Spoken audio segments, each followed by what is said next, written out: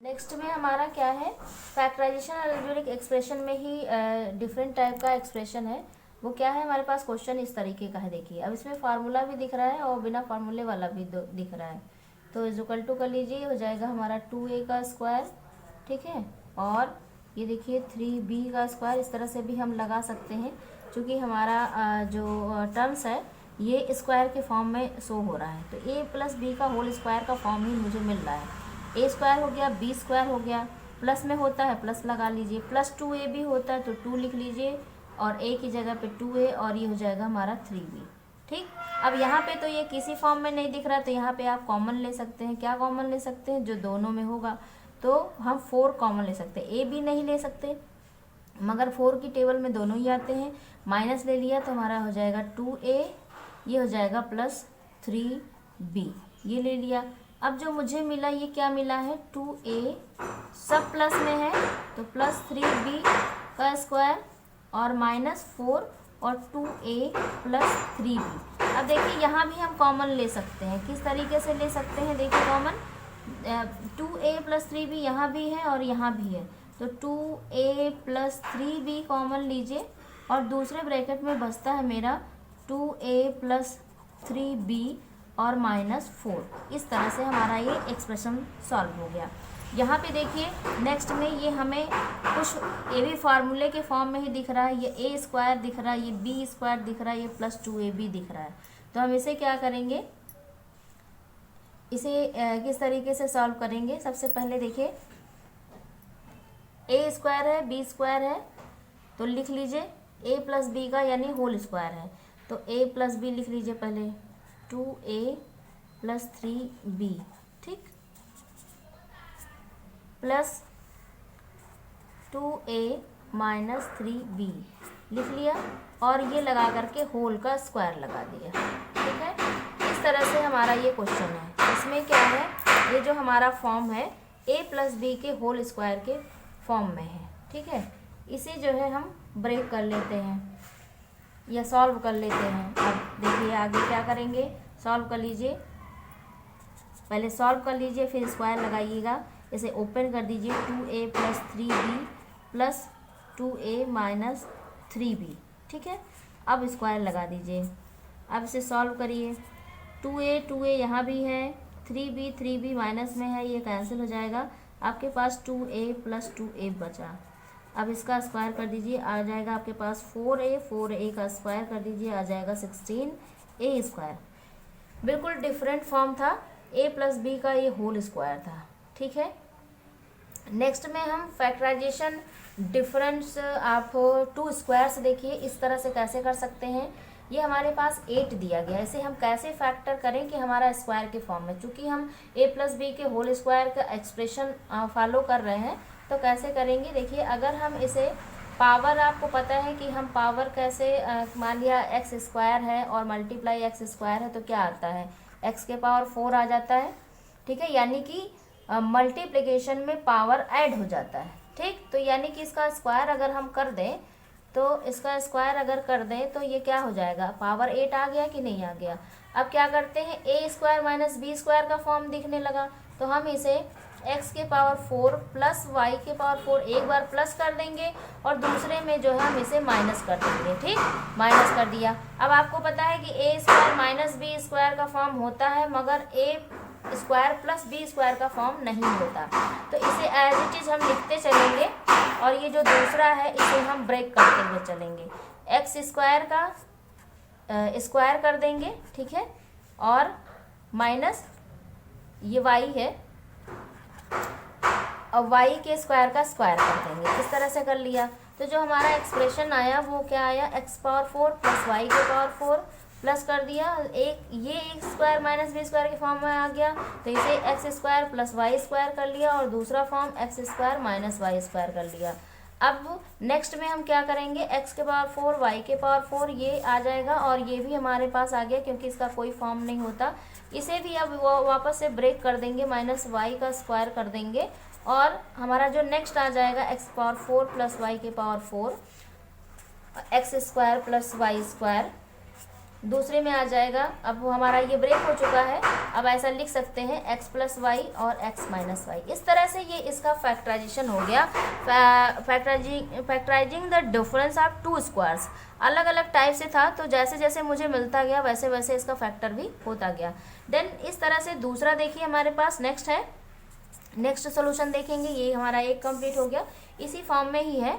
देखिए 2a का square हो जाएगा, -3b का स्क्वायर हो जाएगा, और -2a और -3b आ गया। अब a स्क्वायर -b स्क्वायर जैसा ये दिख रहा है, तो एक बार हम इसे प्लस कर लेंगे, एक बार माइनस कर लेंगे। तो प्लस कर लिया, दूसरे में हमने इसे माइनस कर लिया, ब्रैकेट हो गया, और माइनस लगा दिया। यहाँ पे हमने कॉमन ले लिया, तो कॉमन तो यहाँ कुछ भी दिखाई नहीं दे रहा है, तो हम कॉमन यहाँ वैसे क्या ले सकते हैं, 1 ले सकते हैं। ठीक है, कोई भी कॉमन जब कुछ नहीं होता है, या ऐसे आप इसको लिख भी सकते हैं 2a, या बाहर माइनस कॉमन लेकर के इसे अंदर कर सकते हैं, ऐसा भी कर सकते हैं। प्लस हो जाएगा, ये 3 भी हो गया। अब देखिए एक ब्रैकेट आपको कैसा दिखाई दे रहा है, प्लस वाला यहाँ भी है, तो आप ऐसा ले सकते हैं, इसमें से भी कॉमन ले सकते हैं। ठीक है, जिस तरह से आपका टर्म्स बन जाए और फॉर्म में मिल जाए किसी के, तो फॉर्म आप वहाँ से ले सकते हैं, ऐसा कुछ इशू नहीं है। 2a -3b बचा, क्योंकि हमने इसे कॉमन ले लिया, और यहाँ पे माइनस है, और ये हमारा इसकी जगह पे क्या बचा, 1, ऐसा हो गया। ये हमारा फैक्टर हो गया। इसी तरह से किसी भी टाइप का क्वेश्चन हो, अगर बस मुझे आइडेंटिफिकेशन क्लियर होना चाहिए। आइडेंटिफिकेशन अगर आपका हो गया a+b का होल स्क्वायर हो, या a-b का होल स्क्वायर हो, या a² - b स्क्वायर हो, या a³ का होल क्यूब हो, a-b का होल क्यूब हो, किसी का भी हो, अगर एक्सप्रेशन या फार्मूला आइडेंटिफिकेशन आपको क्लियर है, तो आप कोई भी क्वेश्चन बहुत इजी वे में कर सकते हो। ठीक है, इस तरह से कोई भी क्वेश्चन आपसे पूछा जा सकता है।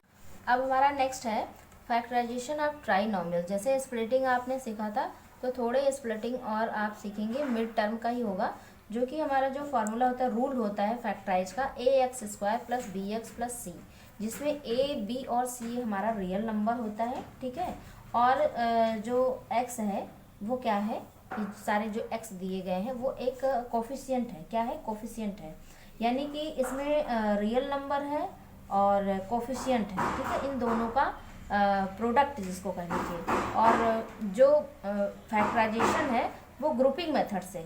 ठीक, इसमें जो फार्मूला हमने बताया ax² + bx + c है, ये वर्क आउट b² -4ac इस पे करता है।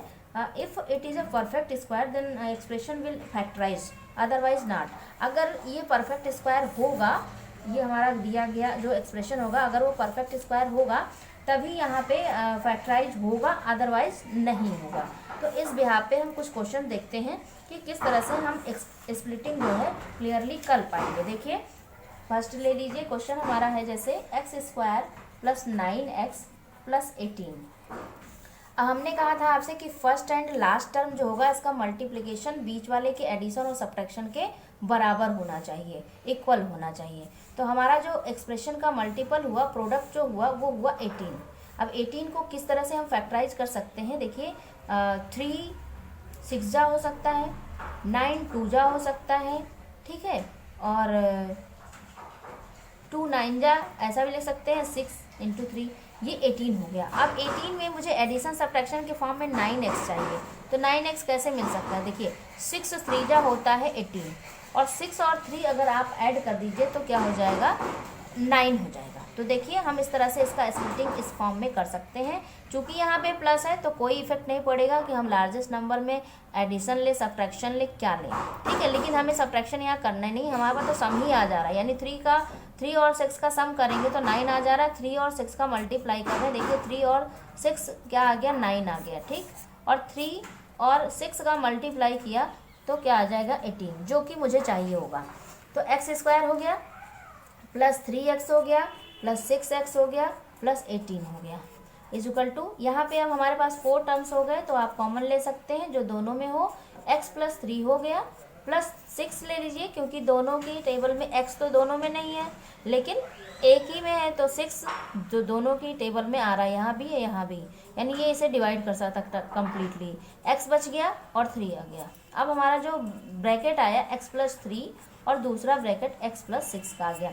ये हमारा फैक्टर हो गया। दूसरा फैक्टर देख सकते हैं y² - 3y - 54।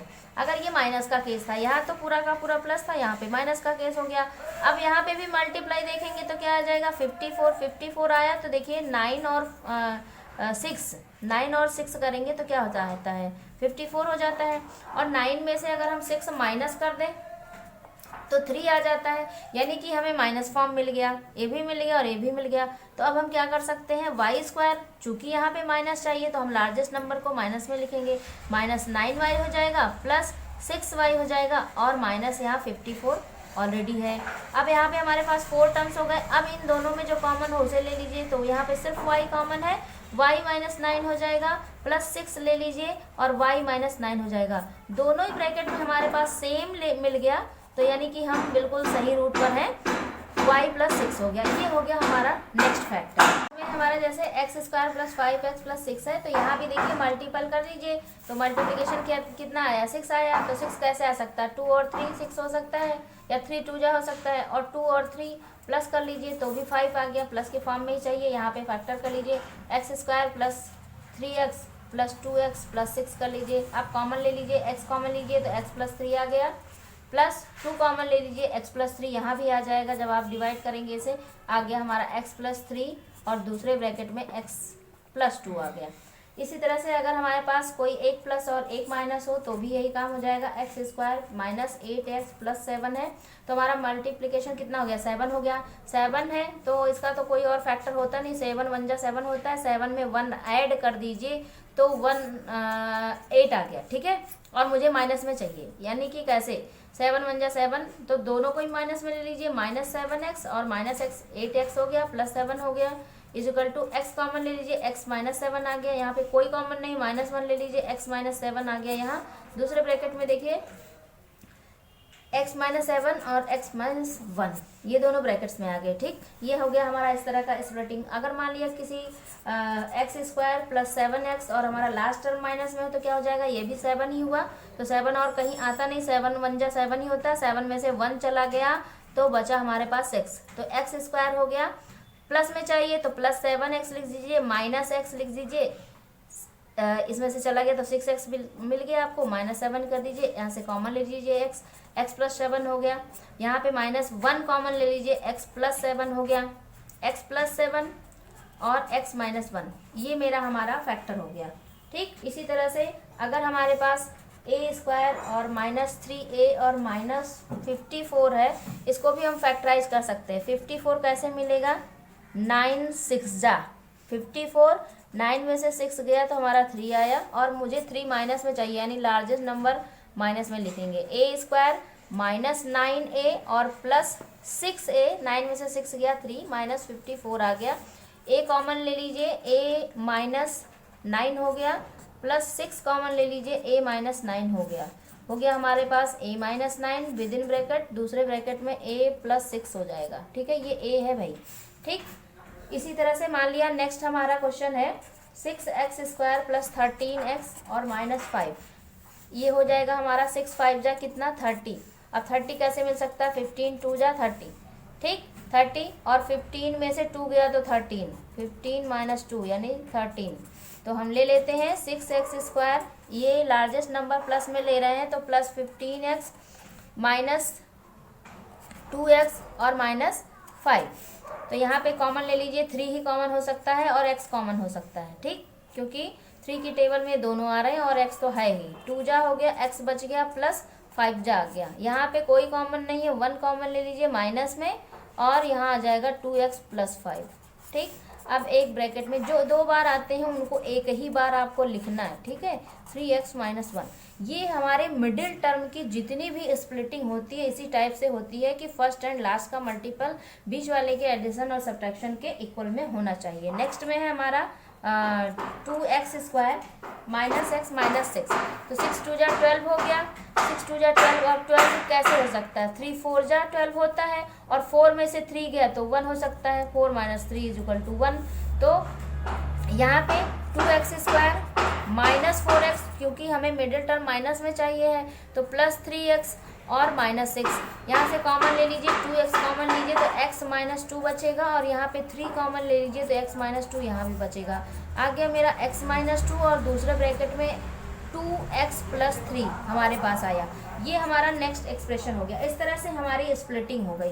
कई तरीके की स्प्लिटिंग आपने देखे, इसी तरह से आपको स्प्लिटिंग करना है। ये फैक्टर सीखना आपके लिए बहुत ज़रूरी है, ये हर जगह आपको काम आना है, ठीक है। इस पर अच्छी प्रैक्टिस कर लीजिए तो बहुत ही आसान है। बस फर्स्ट एंड लास्ट का मल्टीपल आपको देखना है, ठीक है।